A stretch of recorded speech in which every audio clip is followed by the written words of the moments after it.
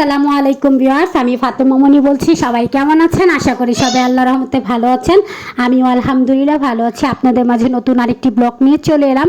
সকাল হয়েছে, সকালে নাস্তা বানাবো, এর জন্য রুটির বক্সটা নামাইলাম। কারণ এটা হচ্ছে গতকালকে আরেফেলের দোকান থেকে কিনে নিয়ে আসছি। এইটার মধ্যে আমি রুটি বানাই আর তারপরে রেখে দেবো। কয়টা রুটি বানাবো, ওই যে নিচে কয়টা রুটি আর উপরে পরোটা। রুটিগুলো আমার বাবা খাবে রাত্রেবেলা এসে, আর সকালবেলা পরোটা আমরা খাবো। আমাদের ঘরে মানুষ সবাই একটা করে পরোটা খায়, আমরা হচ্ছে একটার বেশি কেউ খায় না। এই যে আমি আব্দুর রহমানের জন্য সাবু ভিজিয়ে রাখছি। এই যে এই তাওয়াটা আমি হচ্ছে নাস্তা বানাই। আর এই র্যাকটা দেখতেছেন, এই র্যাকে যদি পানি ছিটা আসে পাশে সিঙ্ক, এর জন্য আমি স্টিলের ট্রেটা দিয়ে রাখছি। তো গরম যে পড়ছে, এই গরমে হচ্ছে দেখেন দুধগুলো ফেটে গেছে। আমি ফ্রিজে রাখতে ভুলে গেছিলাম, তো ওগুলো ফেলে দেবো। এর জন্য ছানা বানাইছি। ছানা বানায় আমি এখন হচ্ছে রেগুলার চিনি দিছি উপর দিয়ে।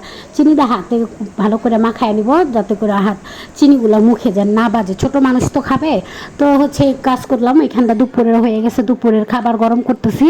গ্যাস থাকে না, কি করব, কারেন্টের চুলাই আমাদের একমাত্র সম্বল। এই কারেন্টের চুলায় হচ্ছে গরম করতেছি। মিষ্টি কুমড়া আম্মু রান্না করছিল চিংড়ি মাছ দিয়ে, খুব মজা হয়েছিল।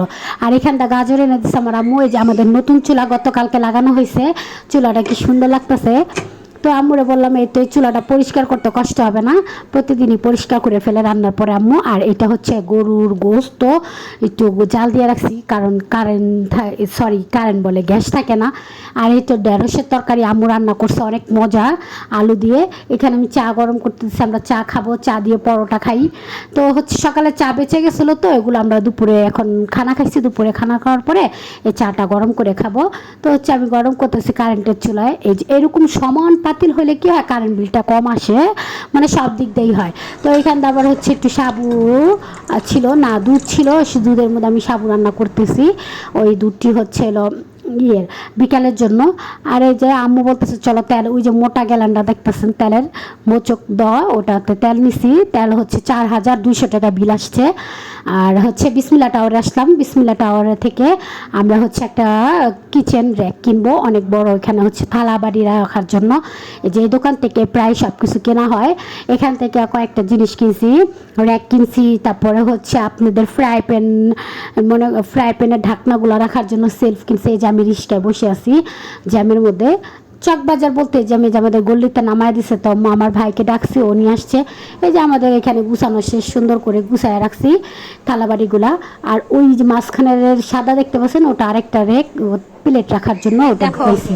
আমাদের খাবার নিয়ে আসছে, দেখেন কি কি নিয়ে আসছে। এটা বক্স বিরিয়ানির, আল মদিনা বিরিয়ানি হাউস, পুরান ঢাকা। দেখেন কয়টা বক্স, এই যে একটা, দুই যে করতেছে, তিনটা, এই যে চারটা, কয়টা খাদিজা, কয়টা, তারপরে এই যে একটা, পাঁচটা, কয়টা। সাদিয়া পুষে দিনকে সবাইকে আমাদের বিরিয়ানি খাওয়ালো। এই যে এটা গরুর বিরিয়ানি হচ্ছে। আমার ভাস থেকে বলতেছি গণ, তো তুমি গনতে পারো? বলে হ্যাঁ গনতে পারি। ও মাশাআল্লাহ অনেক কিছু গনতে পারে। এই যে আমার ছেলের সাথে সাথে গুনতাছে। তো আমি বললাম আজকে আমাদের এই খাবারের রাত্রে খাবার এটাই, তুমি খুশি? হ্যাঁ আমি খুশি। কিন্তু ওরা হচ্ছে খাবে। ও বলতেছে কি পুপি আমি খাবো যে মোরগ পোলাও। আমি এটা তো মোরগ পোলাও না, এটা হচ্ছে গরুর। তারপর আমার সাদিয়া আপু আইনা দিল মোরগ পোলাও। যাও, ছোটো বাচ্চারা যেহেতু মোরগ পোলাও খাইতে চেয়েছে, মোরগ পোলাও নিয়ে আসো। আর এইখান আমি আমার ছেলেকে বলতেছি তুমি কাল খেতে পারবো? হ্যাঁ। সাথে আবার কোক আনছে। এত কোক আনা হয় আম্মু, গরম পড়ছে, পড়তে গিয়ে এত কোক আনে আম্মুর, এত কোক আনো, আমরা তো সবাই কোক খায় খায় মোটা হয়ে যাবো। আমার ছেলে কোক দেখে কি খুশি, বিরিয়ানি দেখে এত খুশি হয়নি, কোক দেখে যা খুশি হয়েছে। হ্যাঁ, কারণ কোক অনেক পছন্দ করে। তো আমি বলতেছি কি তুমি কোক খেতে পারবা না, তোমার ঠান্ডা লাগবে। ও বলে না। এই যে আমি খাট দেখাইতেছি, খাটটা বার্নিশ করতে হবে। খাটটা আরেক রুমে ছিল, এই রুমে নিয়ে আসছি।